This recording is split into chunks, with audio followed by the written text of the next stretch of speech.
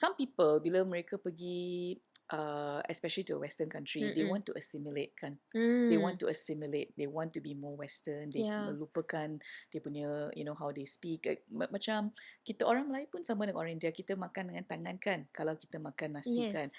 I still do that,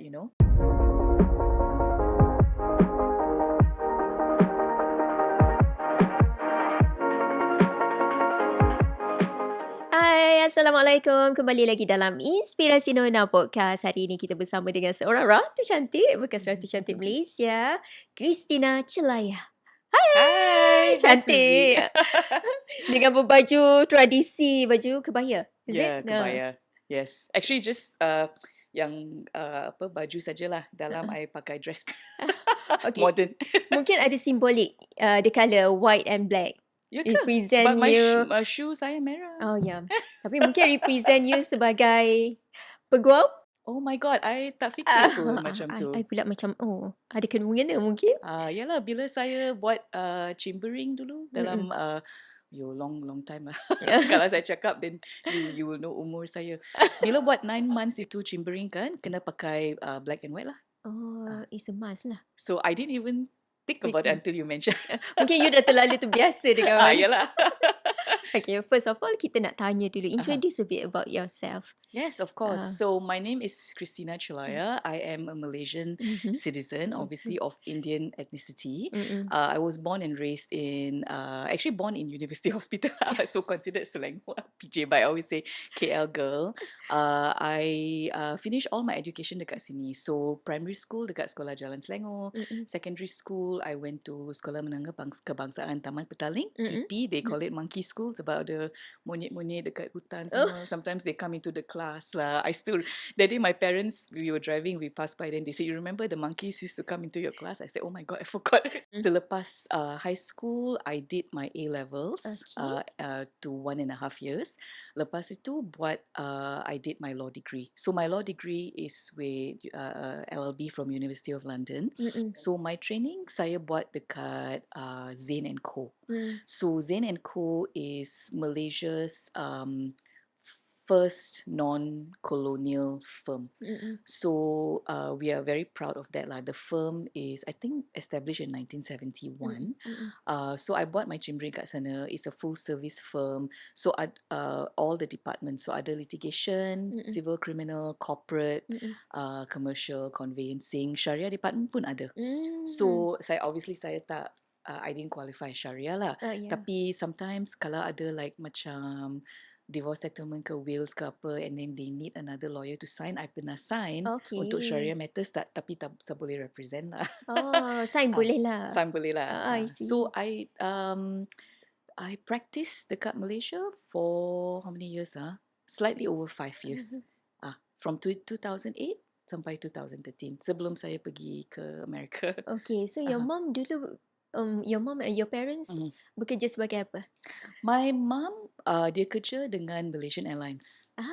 Bukan pramugari tapi dia ground staff. She different department lah over the years. She was with Mas I think 32 years dekat kerja dengan Mas. So are you married? Am I married? Yes. Sudah 9 tahun kahwin. Sometimes I feel like, oh my god, so fast.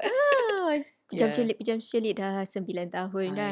Yalah. Okay, tak apa. Kita tunggu dulu untuk soalan perkahwinan.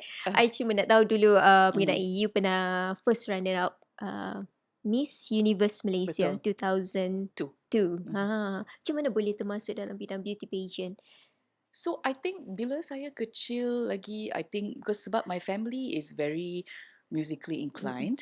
So my grandfather, datuk saya, dia how do I say minister? Dia pastor tau. Dia minister, paderi in the Lutheran Church dekat Malaysia, and he was one of the pioneer pastors. And my grandfather was also dia composer music kan. So he wrote his own songs dalam kita punya bahasa lah, bahasa Tamil kan. Because when I was younger, I was always exposed to music. Because my grandfather was a composer, and then kita semua like every Sunday we are singing, we're in the choir. I pun belajar main organ kan. And then performing was always my part of my blood. I like bila sometimes I'm shy, but kalau you suruh I pergi pentas, tak shy. If I'm going to dance or sing, Ah. tak shy. So pageantry, this is something, to answer your question, is very unique because there's no one in my family. Memang tak Tak ada ada like, yang terlibat masuk. tak ada presiden langsung. But I always was interested in it, and then the first pageant I took part was state level, 2001. I masuk Miss 2001. Pahang. That one I top 5 lah.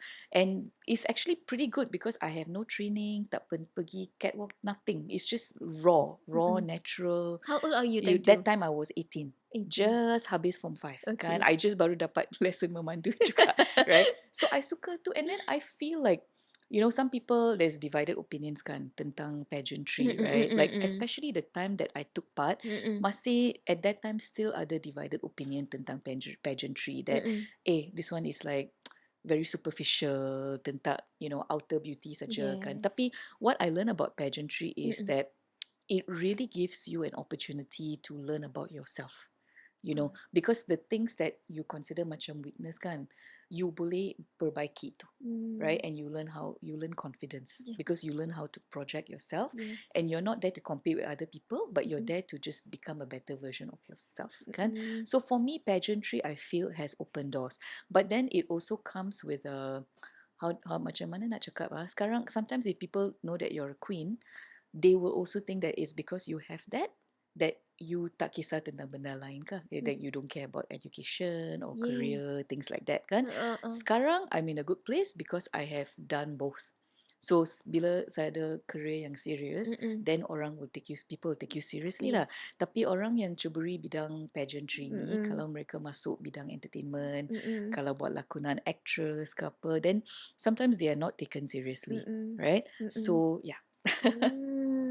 So masa you masuk memang tak ada dapat tentangan daripada your family? They all support? At first, my dad is a little bit traditional. He wasn't too sure about it, but then the rest of my family cakap dengan dia and said this is actually a good thing, and then he was okay lah. By being first runner up of Miss Universe, I dapat title Miss Malaysia of my own juga.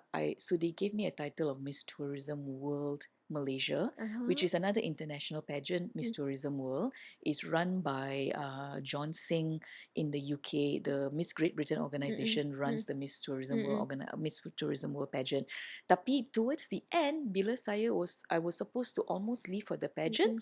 I don't know what happened lah. It was that time there were things going on. There were bombings happening in I think Iran, and it was next to Turkey, and then I don't know, the organizers said they couldn't send me because of political reasons. I don't know how true that is, but it was very disappointing masa tu, because I felt like I tak pergi. I was one step away into pergi Miss Universe kan, tapi tak dapat. One step, so close, Then I said, tak apalah, I got this other title, I can go to Turkey and represent Malaysia. And I was really preparing. I was learning some Turkish. I was really preparing, and then tak jadi, Then at that time I was like, okay, my reign pun almost sudah habis kan. And then I said, should I take part again ke? Should I just let it be kan? But at that time, I was already in law school and I was finishing my first year. Then I spoke to my parents, and my dad said, if you go and do all this again, you will put your studies on hold. So then I focused on finishing my law degree. And then after that, I also did part-time modelling lah while I'm in law school lah. And then after that, bila saya sudah habiskan, I buat bar, Malaysian bar, then buat chimbering. Masa tu memang tak ada masa lah. Memang tak ada masa at all untuk fikir buat benda lain kan. So 5 years I couldn't do anything, right? And then after I went to New York, I at that time, my husband sekarang, but that time boyfriend lah, I discussed with him lah, and I say, what do you think should I cuba ke mencuburi bidang ini one more time, sebab I'm in New York, I saw that there was another international pageant. At that time, Malaysia didn't have the franchise lagi lah. That means here they weren't having a national competition. So I went in as an independent candidate to represent Malaysia. It was Miss Global. Sekarang kita sudah ada organizer dekat sini, tapi 2014 memang tak ada organizer. So I represented Malaysia for that. The pageant was in Mexico, in Los Angeles. I got into the top 7. And I won the Miss Enterprise subsidiary title. So what I'm trying to say is, the 12 years ago, before that, what I couldn't do, which is to go overseas and represent Malaysia, Yes, tak. I got to tick that box lah. I dapat represent Malaysia. So even though it was a smaller international pageant, but it was fulfilling to me sebab I really wanted to do that, and then I rasa macam dia rampas dari saya. I don't know for what reason. Okay, masa you represent Malaysia kan, dalam Ratu Cantik Malaysia, you the only Indian girl For kat my situ. time. Yes. Yes, yes. Okay lah, ini sensitive punya topik. So that time, during the 90s, I think era Fazira was Miss Malaysia, I think 1994 kan. That time Malay girls masih boleh take part kan. And then I think in the late 90s was when they changed the rules, and then Malay girls cannot take part anymore, right? So during that time, it was mainly pageantry was the industry lah, was mainly a lot of Chinese kan. So bila saya took part that time, I was the only Indian finally, actually only non-Chinese lah for my year kan. And the year before, so there was only one Indian girl. So I think like getting first runner up is macam menang lah.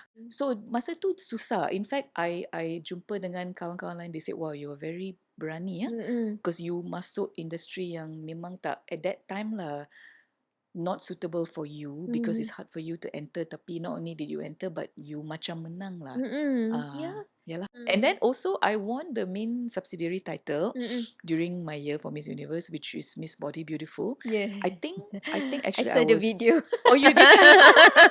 I think I was actually the first Indian dalam Malaysian pageantry lah to win that title lah.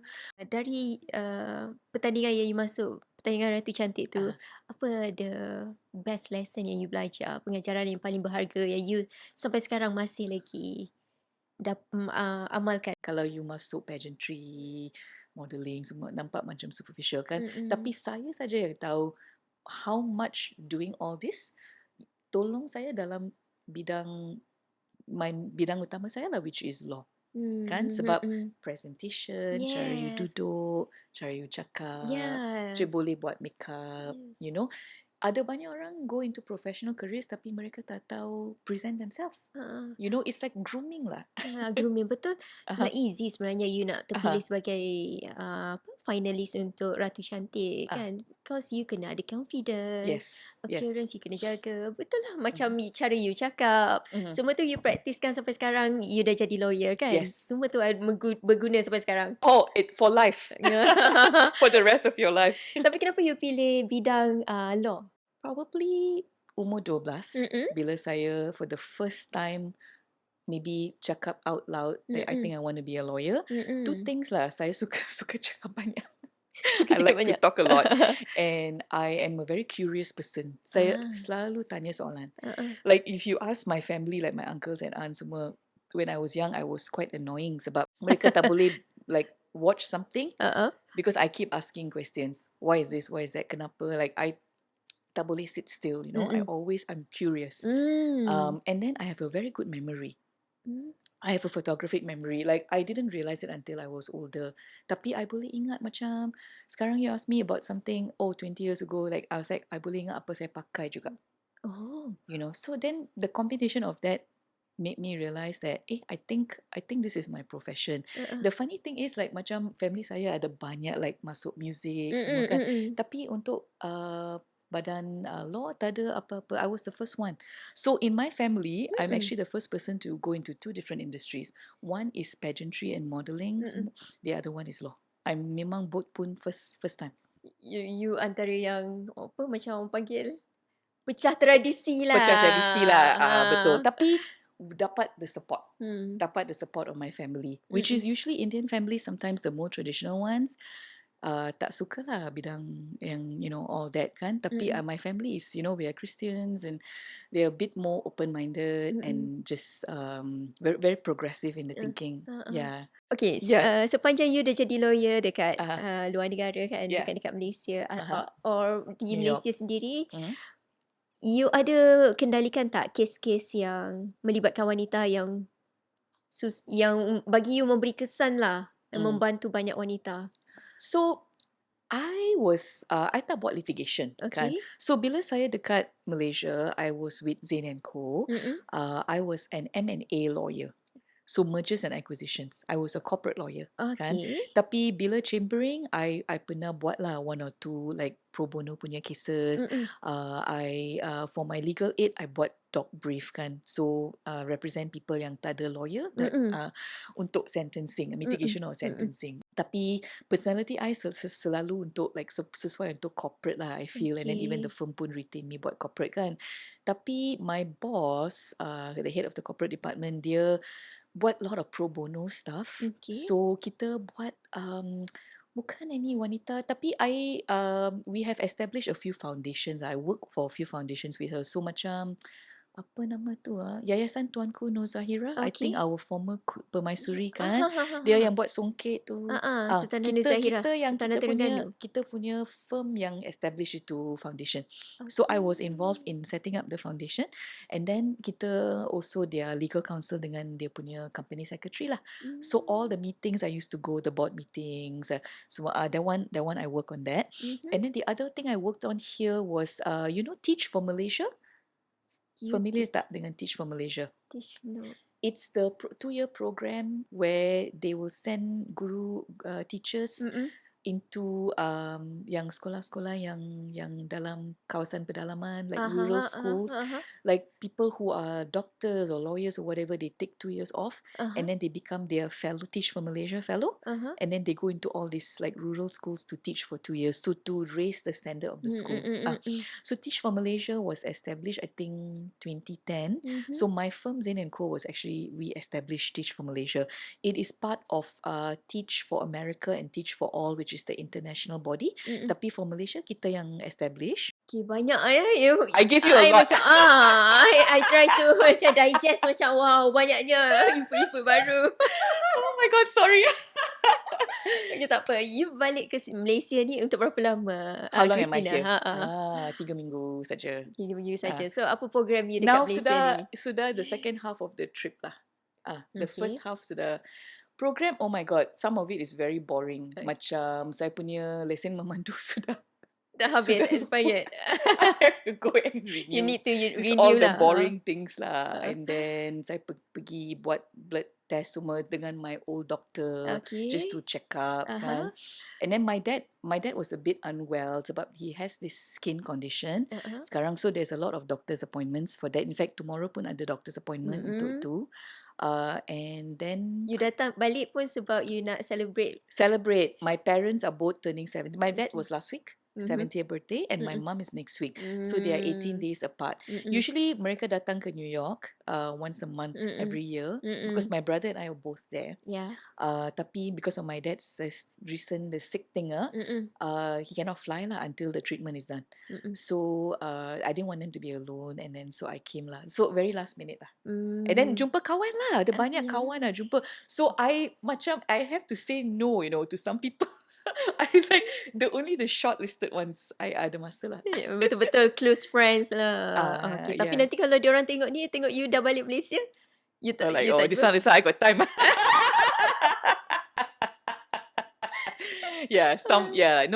Some people will be next round, because last time I was also a teacher. I was a teacher in Brickfields College. I was teaching law also when I was here.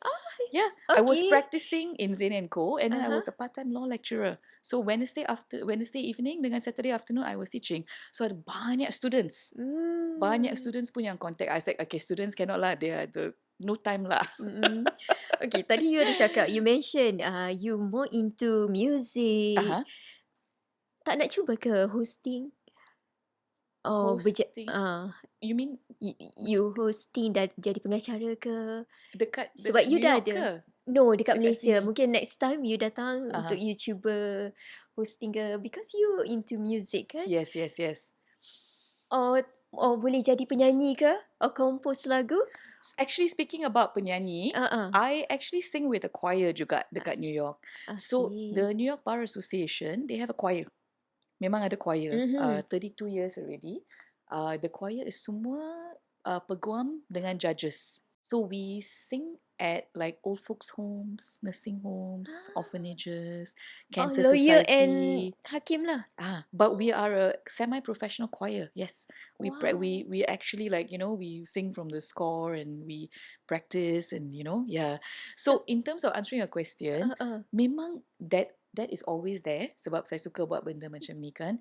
Tapi I have so much on my plate right now, Okay. especially with my career. So I'm focusing on that. Tapi if the door is open for the future, especially if I come back to Malaysia more often, I definitely want to have that as an option lah. Yeah, because memang saya suka tu. Penyanyi, singer. You No, want to be like this kind of thing, hosting. hosting, yeah. Maybe podcast. maybe next time one day kan you dah yeah, balik Malaysia, yeah. you dah more relax kan, tak Mhm. perlu sangat dengan Maybe I can come back more often lah. Sekarang 12 tahun, this is only my third trip, baru tiga daripada 12 tahun. So you migrate to London 2030, New York. sorry, New York.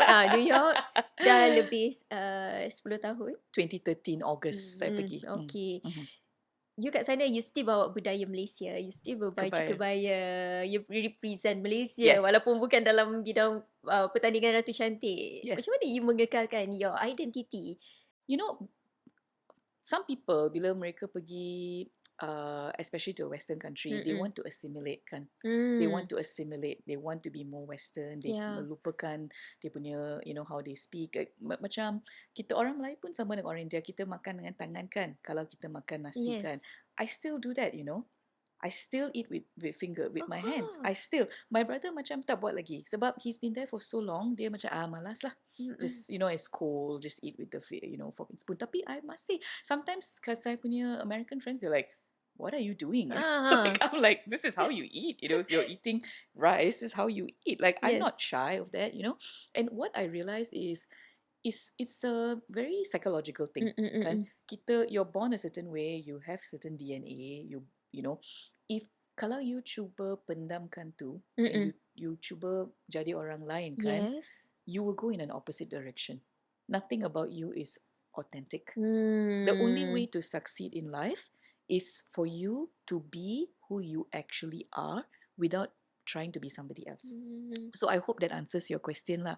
Because for me, memang number one, memang I suka pakai kebaya, right? And then also the Miss Malaysia Kebaya organisation, before I left, I was a judge for their pageant. And then sebab mereka tahu saya pergi untuk the US kan, they appointed me as an international kebaya ambassador. And then a few years later, Ministry of Tourism pun become the sponsor of Miss Malaysia Kebaya pageant kan. So then when I came back 3 years ago, they updated my title lah. They gave me an updated, fresh title, and so endorsed by Motek juga. In fact, Datin, I think apa nama dia? Datin Salida Ibrahim is the one that put the crown for me and all that. So last year, kita punya Consul General dekat New York kan, sekarang dia sudah balik. We were doing the flag raising dekat Wall Street. Historical, where the Malaysian flag is going up in Wall Street, where the bull, the Wall Street bull, on Independent Merdeka Day lah. Hari Merdeka kan. So the American flag, and then next to American flag, the Malaysian flag. So they invited the Malaysian diaspora to attend. So I cakap dengan kita punya CG lah. Dia pun orang muda. He's macam dia sekarang sudah kawan. So I cakap dia, you want to glam up the event. Dia cakap macam mana? So I told him I ada this title, and then the sash dengan the crown is lying in the house. Then he said, but what are you going to do? You want to carry the dula? He asked me. I said, I don't know lah, apa lah. As long, I said, think about other countries punya flag raising, they don't have a beauty queen. I said, this one is something different untuk Malaysia kan. So then, so he gave some Merdeka awards untuk some of our community punya people yang paling aktif kan. And then dia bagi award, I pin corsage for them. And I'm wearing the crown dengan the sash. So it macam glam a bit lah. So I suka. I feel like, for me, I bukan fikir tentang, am I going to get paid? Ada duit ke apa? It's just, for me, it's a thing of pride. Memang it's a chance to show our culture. Yes, betul. Is it's being Malaysian. And on that note, saya masih kekalkan saya punya citizenship tau. I'm a permanent resident. Actually, once you have a green card for 5 years, you boleh dapat become a citizen. Tapi US they allow two countries kan. Malaysia tak allow dua. Yelah. Kalau you nak jadi You US, you pilih. kena give up Malaysia. But I'm like, no, I there's too much to give up. Maybe in the future I will, I don't know, but I just don't feel ready, Tapi I feel I'm proud to be a Malaysian, and I think that my Malaysian identity is the thing that is helping me to be unique and stand out on the global stage, kan? Because I also feel that our Malaysian, how do I say this? Kita punya upbringing semua, we have the best of the East and the West rolled into one. Yeah. And maybe Singapore is the one other country that can rival us in that. Tapi I don't think there's any other country in the world where we are so like, we have all our budi bahasa, all our principles and everything, but we also have like, we understand Western culture, but we also preserve our Eastern culture at the same time, right? And that is very attractive on the global stage. So I feel like it's a superpower. And sayang lah kalau orang nak tinggalkan tu jadi, saya nak jadi orang putih kan. And in fact, saya pun kahwin dengan orang putih, tapi saya masih kekalkan what is my actual identity, and dia tak cuba untuk ubahkan saya ke, dia pun, so we are a good blend. I hope that answers your question. Okay, one more thing lah. I nak tanya, talking about husband kan. Tadi you ada cakap you still makan guna tangan. With my hands. Husband you bagaimana pula? He can eat. I taught him how to use her hands. Tapi he won't eat with hands as often as me. Sebab kita sudah biasa kan. Yalah. Like for them memang baru new thing once lah in a bagi dia. while dia buat lah. Tapi if not, he just gonna fall. Tapi dia tahu guna tangan untuk makan nasi. Bercerita tentang you punya perkahwinan, mungkin tell us a bit about your husband, macam mana you kenal. So my husband is a full-time musician, and he is also a graduate of the Berklee College of Music in Boston, just like my brother. Okay. I met him through my brother. My brother belajar dekat Berklee kan. So I met him in December 2010. He did degree yang lain daripada my brother. My brother did jazz composition and contemporary writing and production. My brother is an orchestrator and composer. Tapi husband I buat degree dalam songwriting kan. So dia memang, dia punya writing, lirik semua dia memang bagus lah. So he writes his own songs, and then he also writes with other people, and then dia compose lagu dia juga. So he's a singer-songwriter, and sekarang he is a full-time gigging musician in New York. So in a week kan dia ada, kalau it's a slow week, maybe 1 gig. Tapi sometimes it can be up to 5 gigs. So dia play at different bars and clubs, restaurants. Either solo gig atau dengan one other musician, sometimes with a band kan. So if it's an Irish bar, then mostly all the Irish traditional music and ballads. Kalau normal bar, then covers lah, 90s, 80s covers dengan dia punya original music. So his Spotify, Apple Music, you can find him, is called Murphy's Lawyer. That's his artist name lah. Murphy's Lawyer. Murphy's Lawyer. Oh. Bukan because of me So it's funny. Nama tu dia ada, his name is Chris Murphy. Okay. Dia artist name, he had it 2 years before he met me tau. But you know Murphy's Law, you familiar dengan Murphy's Law? Murphy's Law dia cakap whatever can go wrong will go wrong. That is the saying for Murphy's Law, right? So what he did is he tukar tu. He said whatever that goes wrong can be made right. So that's why he called it Murphy's Lawyer. So that is because his last name is Murphy. So dia guna itu untuk nama his stage name lah, his artist name lah. And then 2 years later he met me, and then we got together, we got married, and so everybody thinks it's because of me, because I'm the lawyer. But no, he had it already. 2 years before we even knew each other. Yeah. I pun rasa macam tu kan, ada kena dengan you kan. Okay. No, yeah. Okay, last kita nak tanya, maybe you boleh bagi ucapan kepada wanita so that dia orang boleh maju dan berjaya seperti you juga. Kita punya budaya kan, like macam orang Malaysia, orang Southeast Asia kan, memang as women, we are raised to always be respectful and to know your place. And sekarang sometimes like don't how do I say this don't question things, you know. Tapi 12 years saya dekat New York, what I realised is that all those things are good. It's good to be, of course, we continue to be respectful. We respect authority and this and that. Tapi one thing I realised was it was a disadvantage which comes from our upbringing is that sometimes even ada perkara yang salah pun sebab it's coming from a higher authority, kita takut untuk cakap. Kan kita takut because we ingat, oh, then you're being disrespectful. Yes. That person is your boss, or sometimes that person is your parent, kan, or your husband or something. But here's the thing, kalau you genuinely feel that this is something that's not right or wrong, or you don't want to do it, you feel you rasa apa serba salah ke, you rasa tak comfortable ke, right? There is a respectful way untuk you cakap tu. You know, you don't have to be rude, you don't have to be disrespectful, but you can be like, okay, I ingat bolehkah kita buat macam ini instead sebab blah blah blah. You know, you have to articulate why you feel uncomfortable and why something is not right. You know, because here's the alternative. Kalau you tak cakap, you are stuck in that situation. You literally like macam kotak kan, you cannot go anywhere. Yeah. You stuck know, dekat dalam tu. you are stuck in that situation, you know. I said macam saya tak pernah, I won't even go there in my brain. Sebab we are so used to living in our parameters, emotionally and intellectually, kan? Tapi sekarang after I lived there and I've gone through some hard things, and what I realised is that kalau you tak cakap untuk yourself, nobody will. That is what I learned. That is how I learned how to be vocal. That is how I learned to ask for things that are actually mine. Tapi it was very hard at first because I ingat, oh my God, like I am being, you know, abrasive or I am being greedy. Tapi no, that is the basic, that is my entitlement. It's nothing wrong to ask for that because that is memang saya punya benda. Tapi you ask nicely. And then once you do that, it's crazy, you know, the amount of doors that will open for you.